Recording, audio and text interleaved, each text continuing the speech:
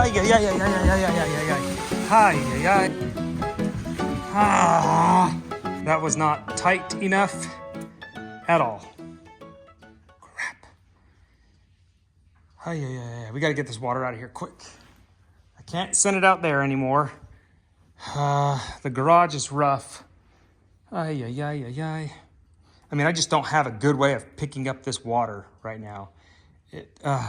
I was definitely planning on vacuuming the floors up and eventually mopping them, but not until the floors were finished. I mean, I wanted to do a good vacuum on that wood before we started laying anything down, but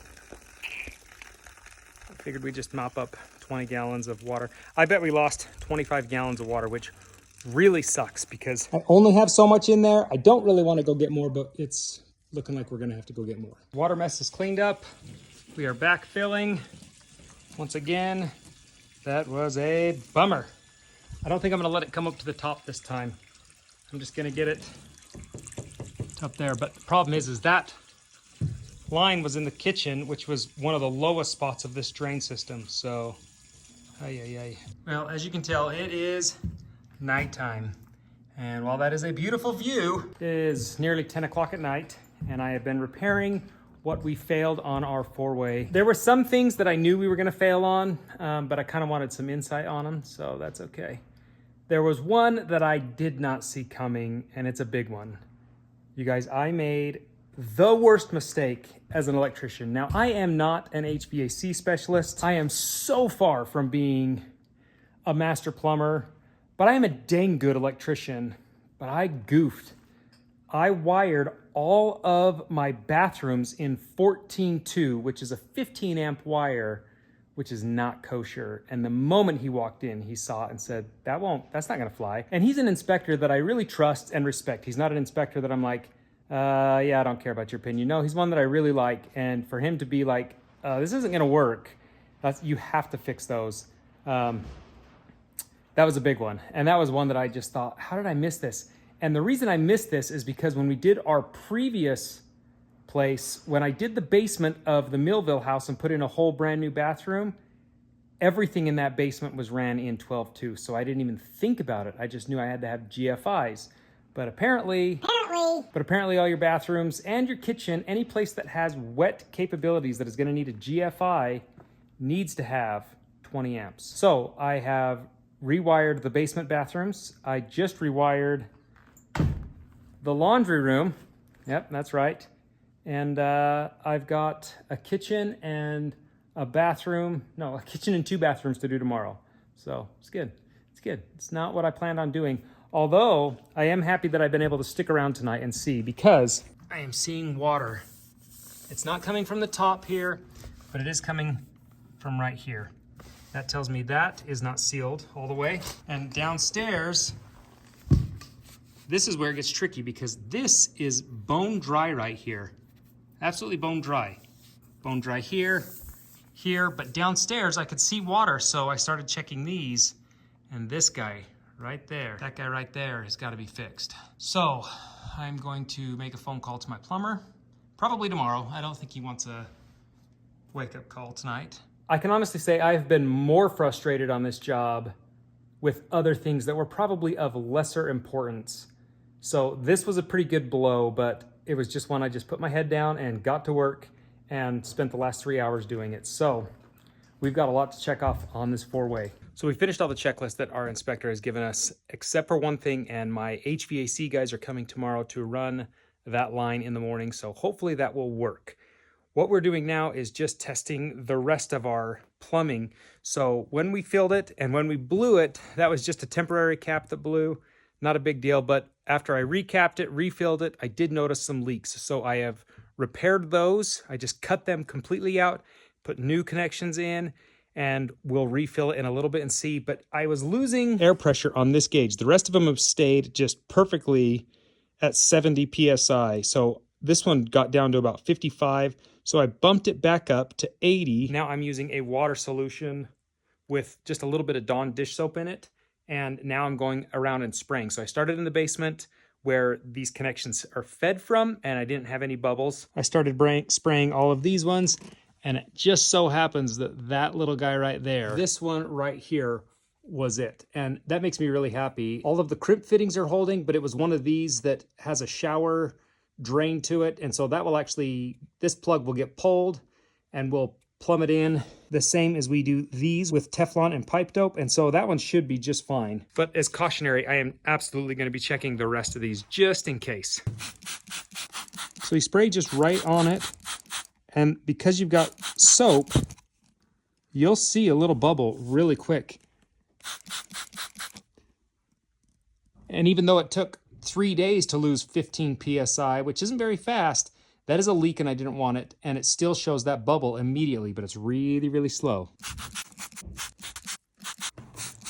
This was the last repair I had to do on this first line. The second line that we did in the house seems to be holding just fine with water.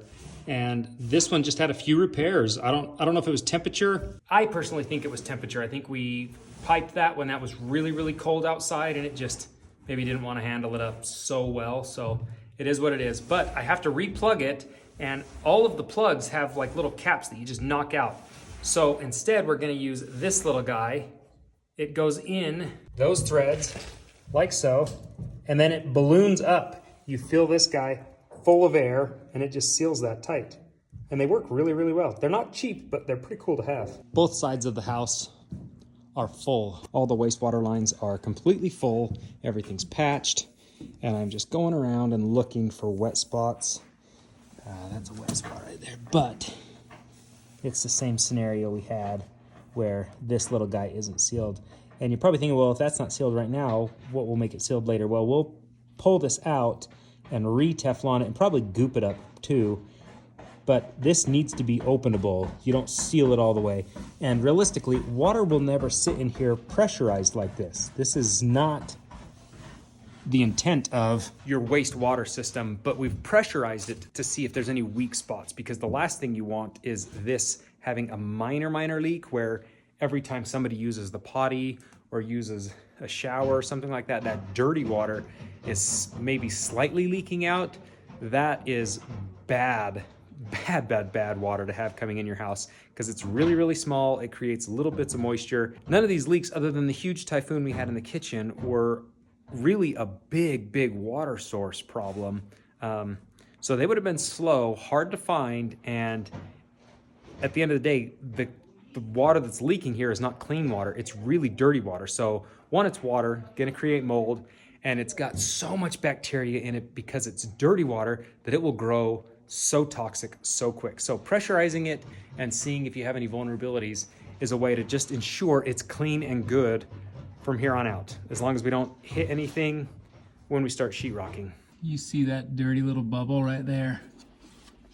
That is the cause of that is my bane in life right now.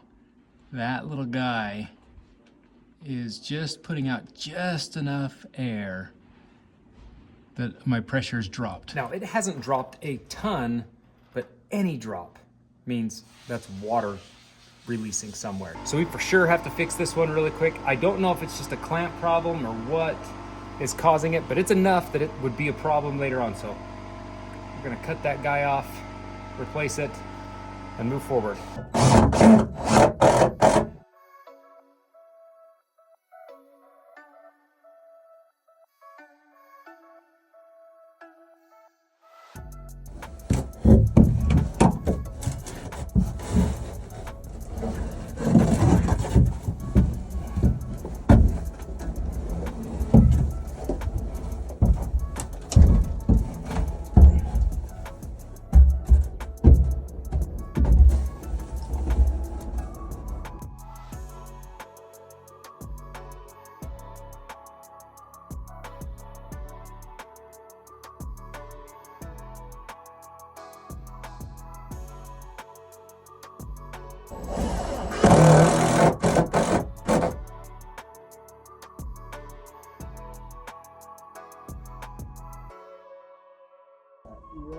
Yeah.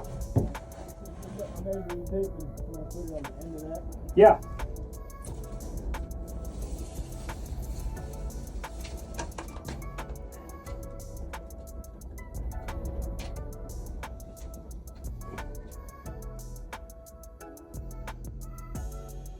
You get that? Yep. Oh, sorry.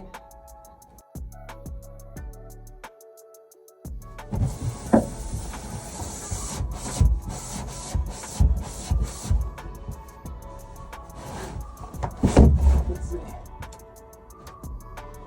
Okay, let me glue this. Is that good where it's at? Yeah. Okay, I'm gonna glue it and then should be good.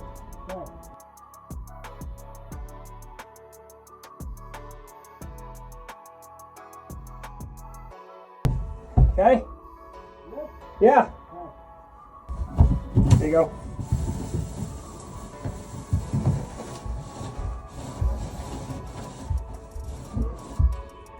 Okay, let me glue this one and then it should be good too.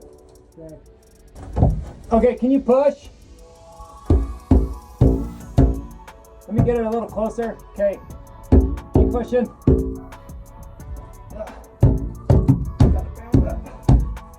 Yeah, keep going.